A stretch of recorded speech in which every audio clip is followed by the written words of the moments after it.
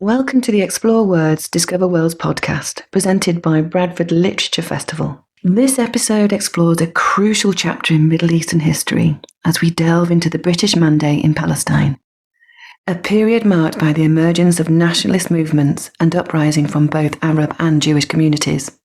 Recorded live at the 2024 Bradford Literature Festival, join us for a timely examination of how the British administration in post-Ottoman Palestine still resonates today.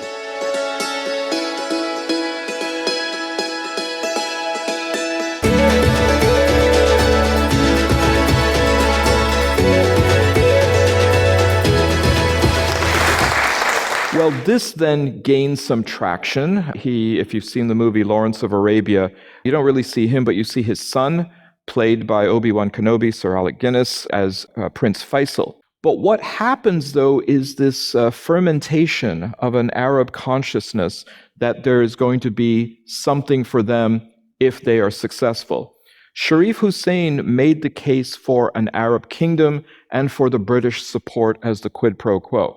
And part of the problem is the ambiguity of the agreement that occurred when there were 10 letters that went back and forth between MacMahon and Hussein from about August of 1915 to March of 1916.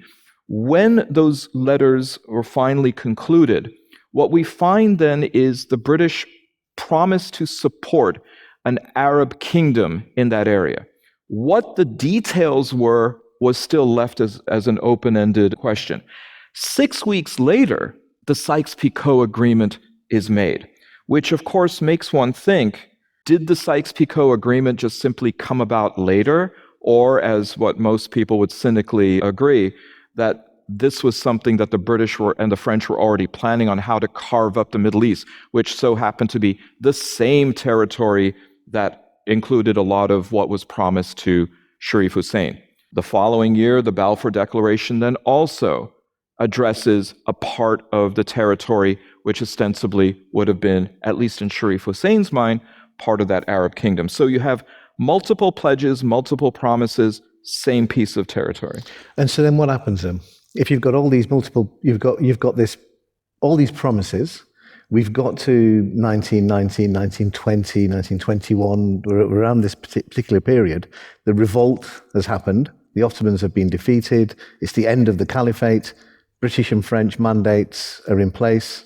Well, now people are looking to collect on the promises. They show up for the British, they show up to the French and say, hey, we went ahead and did what you wanted us to do. We successfully drove the Ottoman forces out of here. By December of 1917, Lord Allenby, or General Allenby at the time, has reached Jerusalem. They've taken Damascus as well. And yet, when it comes to then the details of saying, here, I'm handing over the title to the car or to the house, that does not occur. For the Jewish community, there was certainly a very closer relationship, particularly among the Zionist British establishment, to the British government. Hence, we see the case of Herbert Samuel being appointed.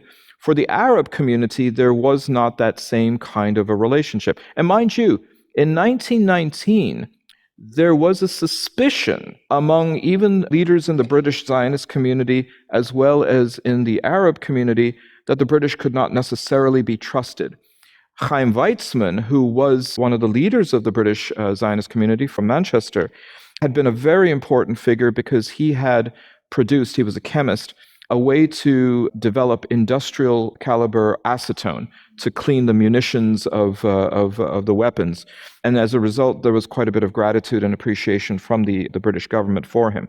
But he met with Sharif Hussein's son, Faisal.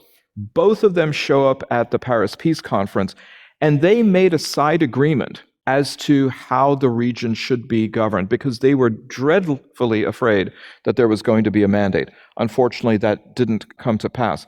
In May of 1920, Faisal just got fed up, and he then goes ahead and appoints himself to be king in Damascus. And you have to remember that at this area, this whole territory, which today would be Syria, Lebanon, Jordan, Palestine, Israel, and part of Iraq, was known as Syria. Or Greater Syria. The Greater Syria. And he then goes ahead and appoints himself on the throne. Well, the French had a different idea. And in one single day of combat, they wipe out the Arab army at the Battle of Maysalun. They very ignominiously get rid of Faisal, and they take over the area. The British, as a consolation prize, install Faisal as the king of an area in Mesopotamia that is formerly 3 Ottoman provinces of Basra, Baghdad, and Mosul, and this becomes Iraq. But for the Jewish community that now is seeking to develop a national homeland in Palestine, that fervor of nationalism had already been crystallized and defined as Zionism. Yeah. Now, and in terms of obviously from the 20s onwards, then you're right. So Iraq suddenly appears. So at the time, Sharif Hussein and all that, they're expecting to take over the Ottoman Empire, or at least significant chunks of the Ottoman Empire in Fertile Crescent downwards. That's correct. But that doesn't happen. And for the first time, we have the creation of countries which really have never existed up to that point. We have countries, but not sovereign states. Yeah. And I think that's an important distinction to make. So but geographical entities as well that were never self-defining as they suddenly become. Iraq is new. Yeah. Syria is new. Lebanon is totally new.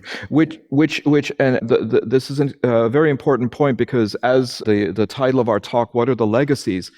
These borders then create artificial boundaries in people's consciousness and subconsciousness, especially when it comes to identity. The word Iraq as a national identity never existed before. The word Syria had, as you said, a far broader abstraction.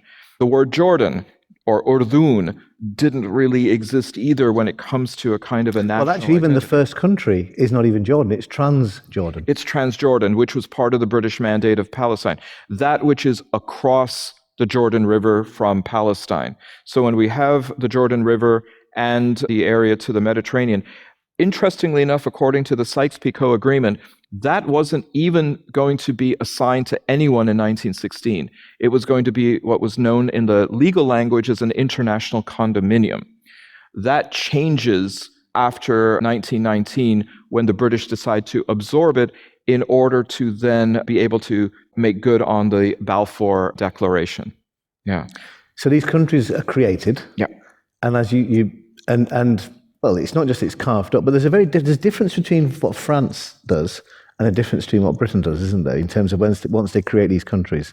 For example, Faisal becomes the king of Iraq, as you said, and Sharif Hussein ends up becoming the king of Jordan.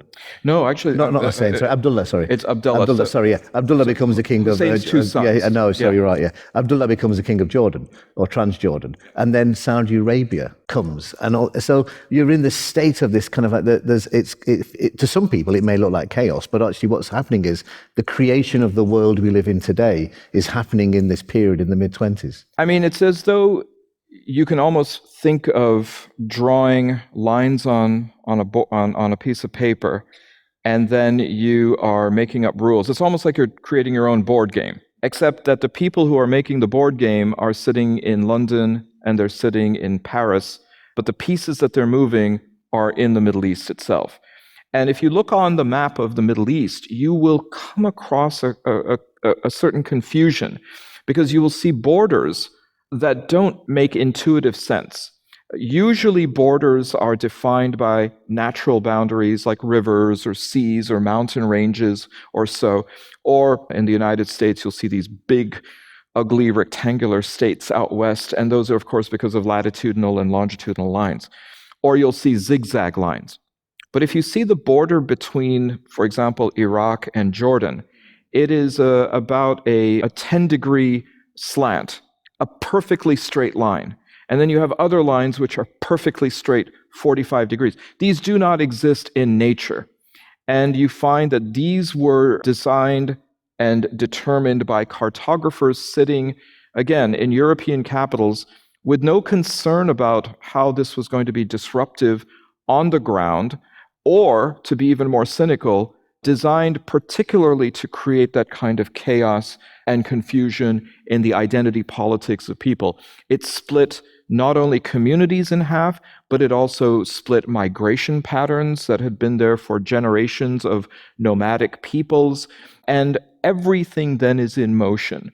Despite the fact, as you said, the British then go ahead as a consolation prize, put in Faisal into Iraq. They put Abdullah into Transjordan, which in 1922 then split the British mandate. And then Sharif Hussein, who got the ball rolling for the British and the French to kick out the Ottomans. We find that the British now realize that maybe he's become a liability, particularly to his own people. In 1924, after the Ottoman parliament, or I should say the Turkish parliament, abolished the caliphate, Sharif Hussein said, well, I should be the new caliph. Except he had now become really discredited among the Muslim community for actually rising up against the old caliphate. And a new presence came in the region, one with whom the British felt much more comfort and confidence. This would be Abdulaziz al-Saud, who was a tribesman, a warrior, a chieftain in the center of Arabia. And when he makes a raid for Mecca and Medina on the west, the British pull their support from Sharif Hussein, transfer it to Abdulaziz al-Saud, and they tell Sharif Hussein, you've had a good run at this, why don't you just go live with one of your sons, either in Jordan or in Iraq? And you kind of like described it quite nicely as a raid, but it was actually the Ikhwan. This is actually quite brutal. These are quite brutal attacks, aren't they, from what became modern-day Saudi Arabia? Yeah, I was using typical British understatement. British understatement, yeah. And so effectively what we have then are the creation of these countries. And then, so I suppose between 1923, 24, 26 to the start of the First World War, the British and the French are still there. Well, Second World War, I should say, not First World War. Second World War, they're still there. What happens in that period then? So what you find is part of it is the style of governance. For the French, it was very much direct control. For them, security was just everything, and they wanted all of the local people to know that they were in charge.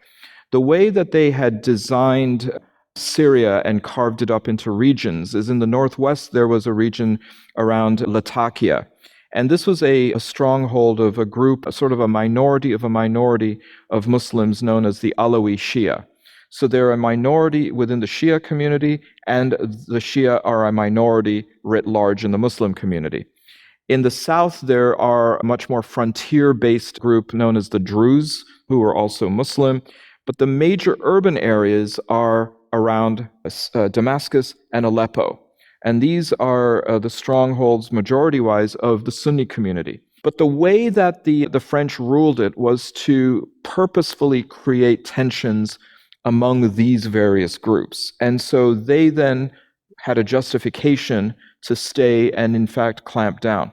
Lebanon had been its own separate enclave since about 1860. And I know later on you're going to be next week in conversation with Eugene Rogan from the University of Oxford, who's got a new book on the 1860 massacre in Damascus, which is a really pivotal moment.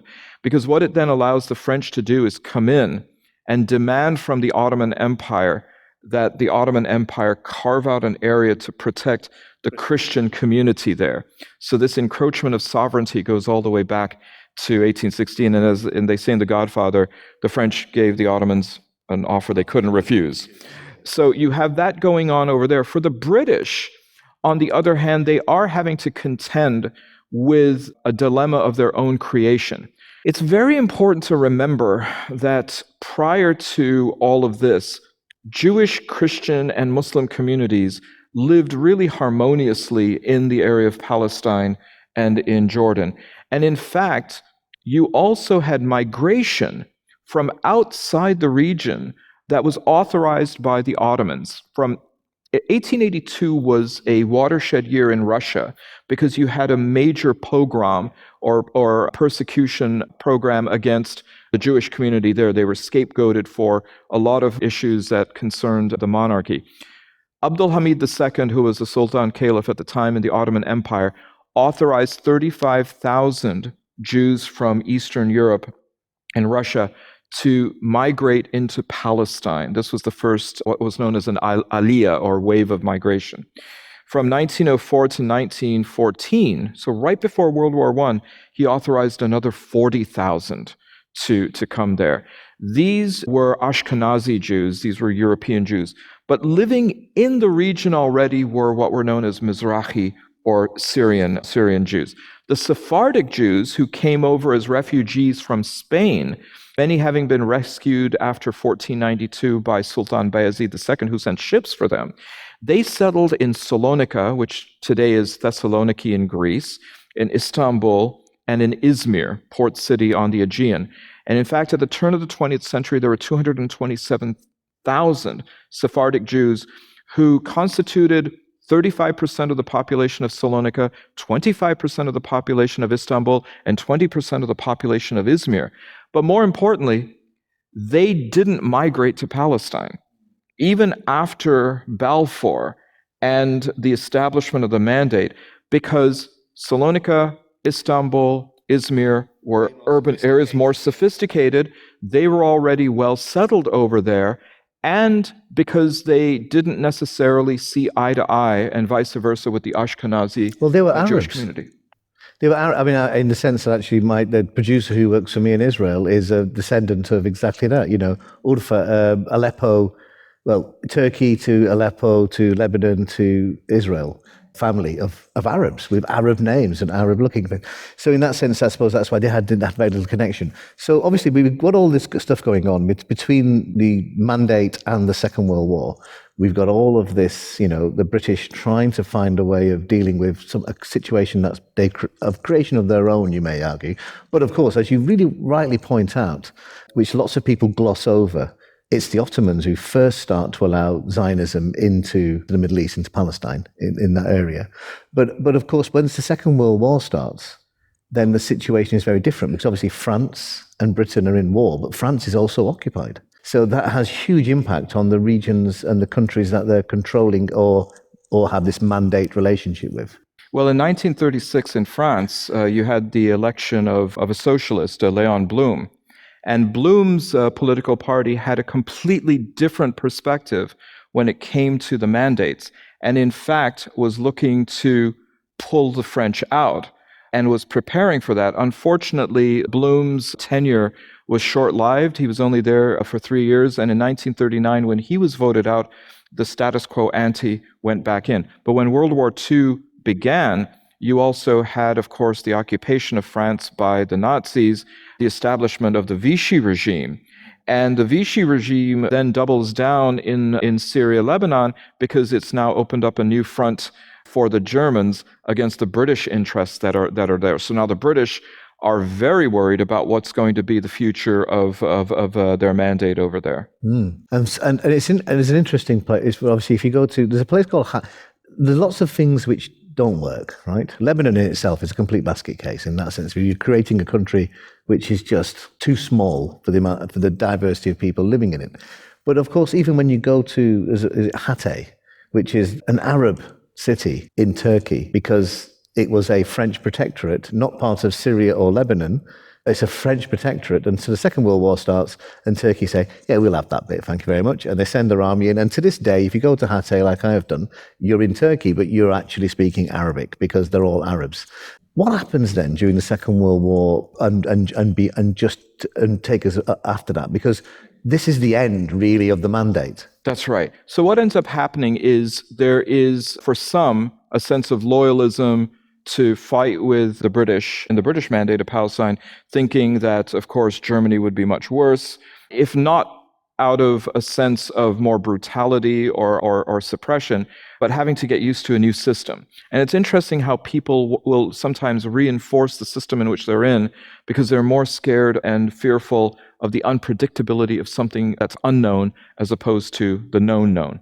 You have resistance movements that develop on both sides of the communities in Palestine. You have among the Arabs, led by Grand Mufti Haji al-Husseini, actual contact with Berlin, saying that the enemy of my enemy is my friend, and my biggest concern is getting the British out of here so that there can be Arab self-determination. Just as you had If you're occupied, you will have, or in your eyes, you're seen as being occupied, you will have a conversation with the person that you're occupied is having a war with. Ali Maher in Egypt, you had a similar situation happening with the February 4th incident in Iraq. So this was an opportunity for them to seek a change in what was going on. You also, though, had Jewish resistance movements developing. You had the Haganah, you had the Irgun, you had the Lehigh, also known as the Stern Gang, that were developing. Because as was happening in places like India and elsewhere in the colonial projects, there was a moment that the war was going to end, and it was going to then yield one of a few different outcomes. Either the colonial powers were going to lose, and if they were going to lose, there was going to be now the occupation by the Axis powers, Germany, Italy, and Japan, or the Allies were going to win, and they were going to maintain the status quo, or the Allies were going to win, and maybe we were going to have the opportunity for independence or self-determination, even though that was not on the books according to the Allies. So these were now preparations that were occurring in two different dimensions. One was a post-war reality to get rid of the mandate altogether. And then, in the case of the British Mandate of Palestine, with the mandatory power out of the way, who was going to control this piece of territory? So an exhausted Britain. Yes. Defeated is not the right word, because obviously France is liberated from that, from occupation, but it's a defeated nation in that sense because it was occupied, and now a victorious America, and let's not forget a victorious Soviet Union and an independent but very successful Turkey during this period. We come out of the Second World War, and Britain, I suppose, and France have to, I suppose, find a way of getting out of this, what they at this point now see as a kind of the burden of the mandate. How does that work out? In some ways, for the French, it worked out a little bit more easily because they hadn't promised everything to everyone the way that the British had. And so they simply walked away. And they also didn't have too much guilt in the fact that they left a situation, particularly in Syria, where they never allowed the local population to get any kind of practical training on how to govern. Yes, the mandate was about exactly that, but the French ruled everything directly. So Syria then was in shambles, getting into a series of political coups after it. Lebanon was a little bit different because the French paid more attention there with the Christian minority. But the Christian community and the Muslim community had already figured things out and found a modus vivendi, such that without a constitution, without anything written down, the two communities then agreed upon that the president was going to be a Christian, but then the president had the power to appoint a prime minister, and he appointed a Muslim to be prime minister. Well, it's even more, isn't it? I think a Sunni. The speaker is a Sunni. A Sunni. No, sorry. The prime minister is Sunni. The speaker is a Shia, which happened after the Lebanese Civil War. Yeah, but not in not initially. Not initially at World War II. For the British in Palestine, of course, this was going to be a mess because for the Arabs, they had now become very frustrated, going all the way back to World War I, feeling as though they had been betrayed, feeling as though they had been deprived.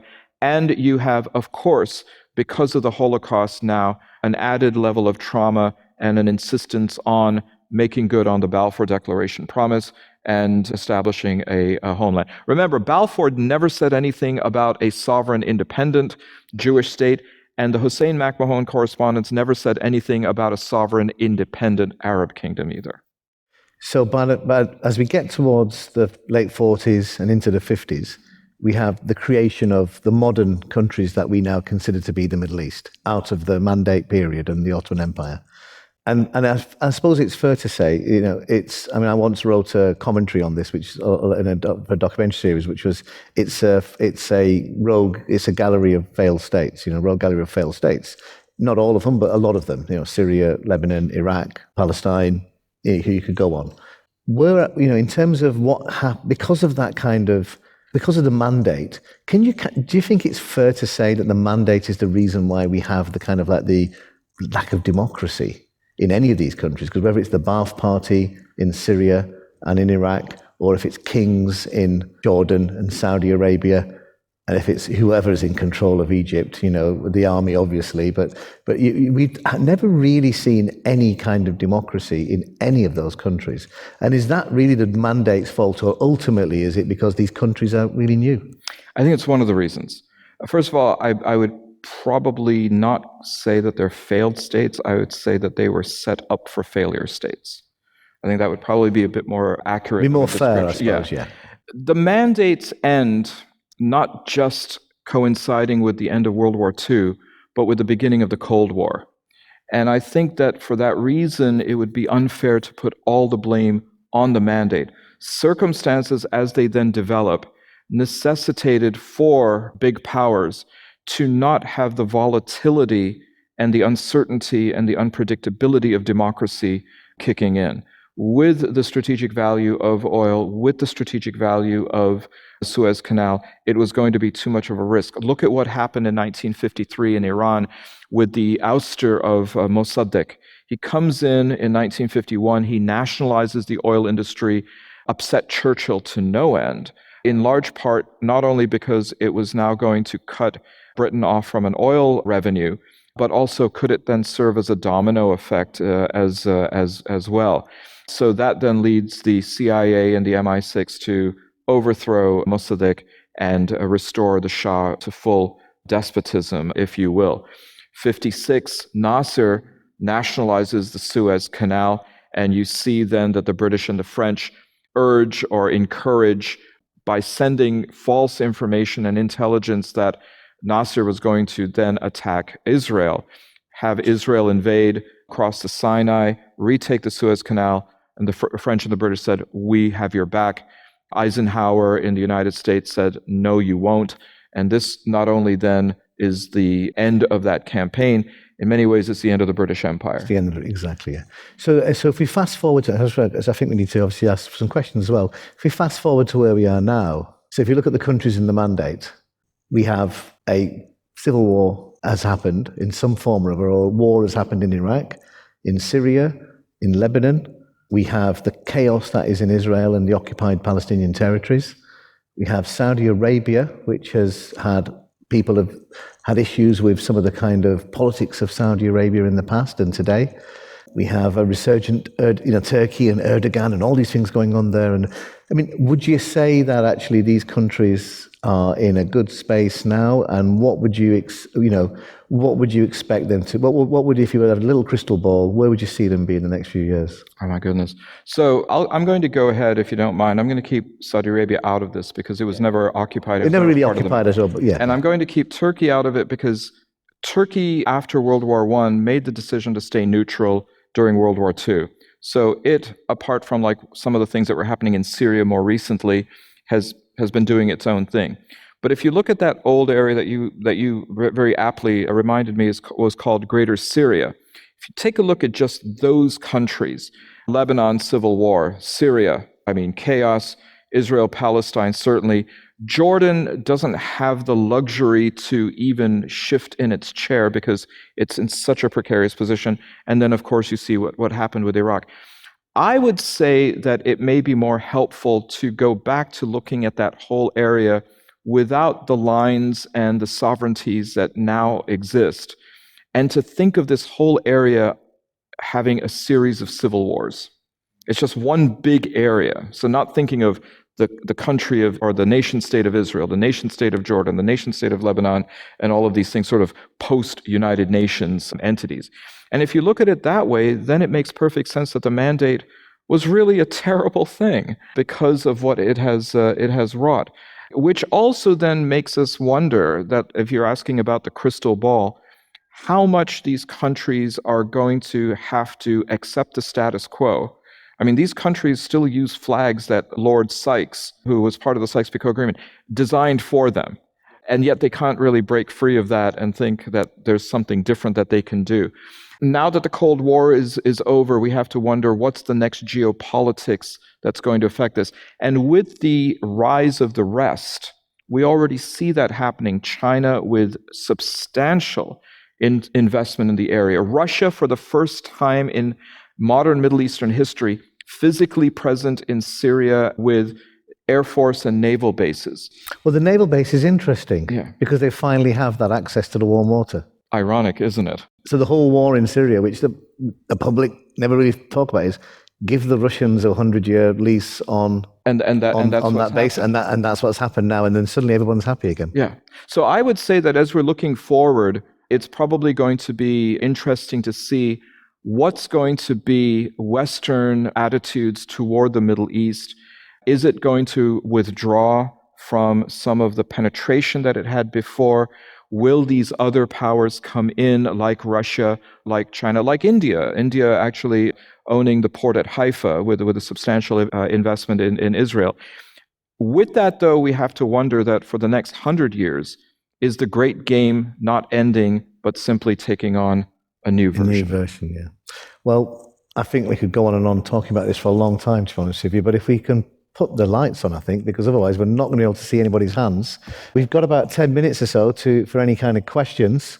I really am saying I can't see anything. Yeah, so we have the house lights. If we can put the house lights on, then I can see where anybody's hands are. And I think we have colleagues who have got microphones. That's fantastic. Thank you. So who would like to ask a question? If you can put your hand up.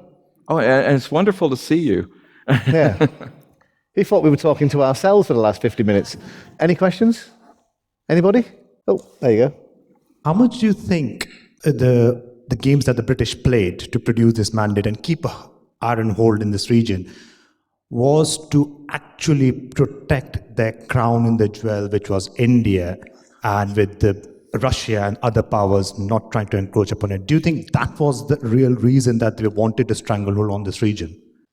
I'm sorry. I think so it's really hard to understand you. It was in the last one as well. So basically, are you saying that was it about the protecting the route to India? Basically, right, does he think it was the route to protect? British were trying to protect India. What was part of the impetus of the mandate in order to secure what eggheads in my department call imperial communications, which basically means keeping the access contiguous? Absolutely. The reason for these places having the emphasis that they did was twofold. One was for the resources themselves, and then how they played into the broader colonial project. Absolutely, the biggest priority was the Suez Canal. And in fact, the decision-making that went to who should be where they are had to do with the strategic ideas of who best could go ahead and secure that. Was that something that was a function of racism? I think it would be certainly impossible to deny that. The British felt much more comfortable with the British Zionist establishment than they did with the Arab communities of the region. They were used to dealing with them. I mean, people like Weizmann, people like Rothschild were very close to people like Lloyd George, Balfour as well. In fact, Balfour's district constituency from where he sat was Weizmann's district. So he knew him from Manchester from long before. That familiarity, that comfort played a big role in then the maintenance of the mandate of Palestine as it was. And then, of course, also of oil. That kind of protectiveness and need to contain the contiguity of the empire was vital. But it's also important to remember that part of that urge was because the British wanted to keep the French out. And the French were there because they did have investment in the infrastructure dating back to the mid-19th century. And the British also recognized during World War I not only that stake that the French had in the region, but they also did feel badly that, unlike Great Britain, France was actually the locus of the war. There were no trenches dug in England. There was no mustard gas that was deployed in England. That was all happening in France. The British knew that the French were going to rightly demand reparations, and the British wanted to make sure they got them. They just weren't going to give them any from their own empire. Thank you. You got a question here at the front? It's like deja vu. These are the same questions from the last session. Same people. Is anybody else here? Maybe we didn't give them the right answer last time. Yeah. Now you've got two key words up there: mandate and Palestine. And I'm reeling at the moment in a lot of pain, seeing what's happening in Palestine. What's the connection? Oh God. I thought we'd done that. Between them and then Between the then Mandate and now? Palestine, or Mandate, Palestine, and what's going on at present. Yeah, I mean, I think in the 4.5 minutes that we have remaining, I could probably do you more justice by recommending some books. I think that you have some incredible scholarship that has been done. We mentioned Eugene Rogan, who is going to be here next weekend at the festival, is one of the foremost experts on the Middle East. His current book on the 1860 Massacre of Damascus, his other book of the fall of the Ottomans is also... I was going to say, you're completely correct. If you're really lazy, right, this is a bit of a, I don't get any money from any of this because somebody will have stolen all my films and put them on YouTube. But the projects I made for the BBC, so there's one called The Ottomans, a 3-part series called The Ottomans, Europe's Muslim Emperors. I think if you watch that series, it's all about the Ottoman Empire, and the final episode is all about the collapse of the Ottoman Empire and the world that it creates. Yeah. Very closely to the seven pearls of wisdom, written by T.E. Lawrence. T.E. Lawrence, Yeah. Well, Lawrence then in Seven Pearls of Wisdom, I mean, he realized that even he was kept in the dark on so much of this. I would recommend people like Ilan Pape, Avi Schleim, who've done excellent work. David Fromkin's What's the female like? What's the woman who wrote the incredible book on the Ottomans? Caroline Finkel? Caroline Finkel, yeah. Yeah. I know her work's been people have updated some of the things, but Caroline Finkel's work on, I think it's Osman's Dream. Osman's Dream. Osman's yes. Dream, her book is a really good one. But like I said, if you're very, very lazy, just go on YouTube and watch the Ottomans, Europe's Muslim Emperors. Also a book called Blood and Sand.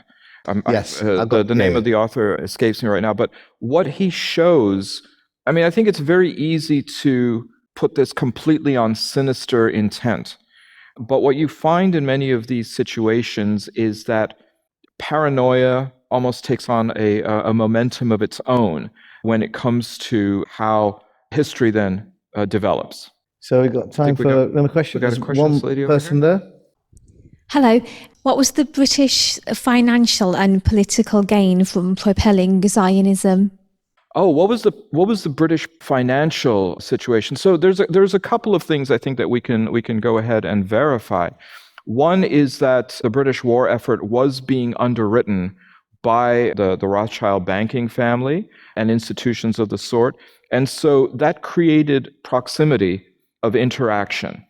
That, of course, like we find in politics today, leads to having a certain level of influence. And if you have that much face time, I suppose, you can then also go ahead and put forth an agenda. Agendas, like anything else when it comes to politics, are a quid pro quo. There was no Arab representation in London that really could match that, either in the resources or even in the proximity. But again, it's not the only factor that was there. On a more charitable day, I will look at this period of history, and it's like somebody who's in high school who's running for student government. They will go ahead and promise everything to everybody because they want to get elected. They don't necessarily pay attention to the fact that some of what they're promising might be diametrically opposed to what they promised somebody else. And at this time, under war circumstances, and it was a totalistic war, and there certainly was no guarantee of victory. And let's face it, the war didn't really end with a decisive defeat. It ended with a ceasefire. It ended with an armistice, not a surrender. So that's how close the situation was. I think that for the British, they threw out all of these promises and pledges, and they said, we'll defer worrying about what happens afterwards. Because remember, I mean, these were only going to matter if they won. Unfortunately, for the destinies of many people, I suppose, they did win. And I'm not saying that in a really negative way, but then the British had to confront, how do we reconcile all these promises and pledges? And that wasn't done in a very pretty or delicate way. Any more questions? Yeah, there's just one there just in front. Then that's it, I think, yeah. Just a quick question. I've heard the Zionists were offered Uganda. Is that true? I'm sorry? I've been hearing that the Zionists were offered Uganda as a homeland. Is that a true thing?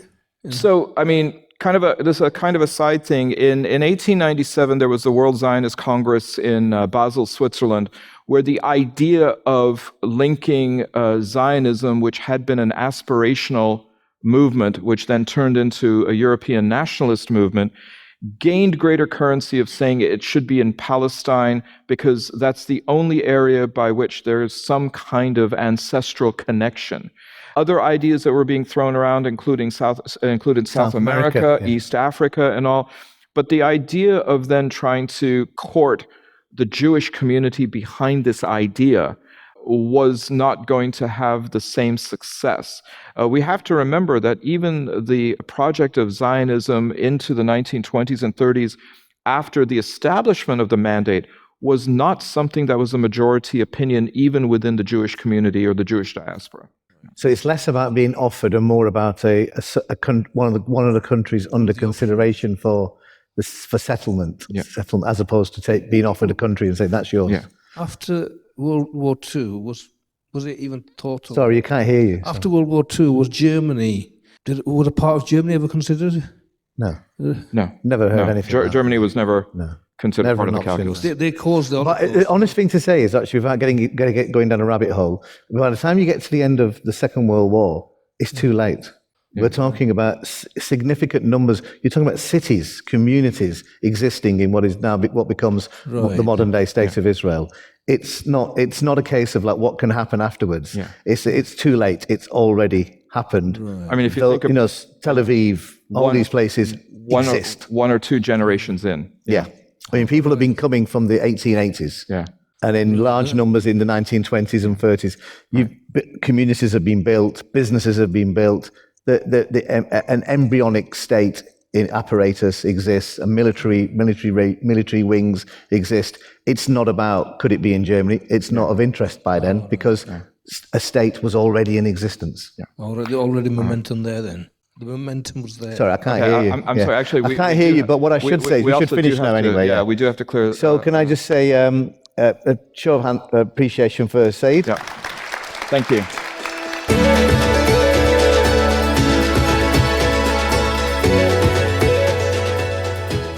Thank you for joining us for this episode of the Explore Words, Discover Worlds podcast, presented by Bradford Literature Festival. If you enjoyed this episode and you'd like to help support the podcast, please subscribe, share this episode with others and leave a rating. Mark your calendars for the return of Bradford Literature Festival on Friday the 27th of June to Sunday the 6th of July 2025.